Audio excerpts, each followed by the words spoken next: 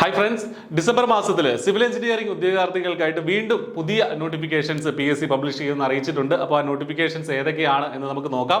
Civil എഞ്ചിനീയറിംഗിൽ ഡിപ്ലോമയും അതുപോലെ തന്നെ ബിരുദവും ഡിഗ്രിയും അതുപോലെ തന്നെ ITI ലെവൽ ക്വാളിഫിക്കേഷനുള്ള ഉദ്യോഗാർത്ഥികൾക്കൊക്കെ ഈ പരീക്ഷകൾക്കായിട്ട് അപ്ലൈ ചെയ്യാനായിട്ട് സാധിക്കും.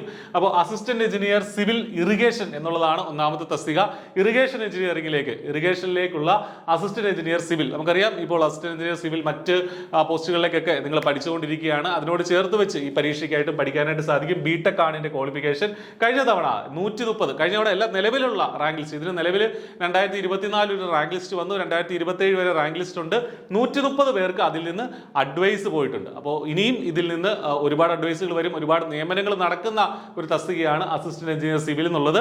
അപ്പോൾ I+ ഈ പരീക്ഷയ്ക്ക് വേണ്ടിയിട്ട് ഏറ്റവും ഇന്റൻസീവ് ആയിട്ടുള്ള കോച്ചിങ് വളരെ ചെറിയ ഫീസിൽ ഇപ്പോൾ ക്രിസ്മസ് ഓഫറിൽ പ്രൊവൈഡ് ചെയ്യുന്നുണ്ട്. നിങ്ങൾക്ക് അതിൽ ജോയിൻ ചെയ്യാം.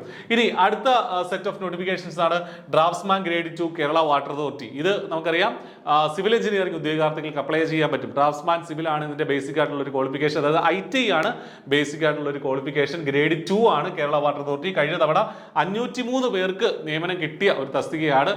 റാങ്ക് ലിസ്റ്റ് ഓൾറെഡി എക്സ്പയർഡ് ആയിട്ടുണ്ട്. 5 വർഷത്തിന് ശേഷമാണ് വീണ്ടും നോട്ടിഫിക്കേഷൻ വരുന്നത്.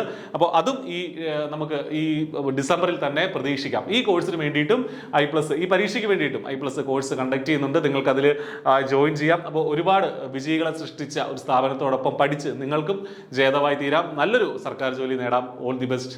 Thank you.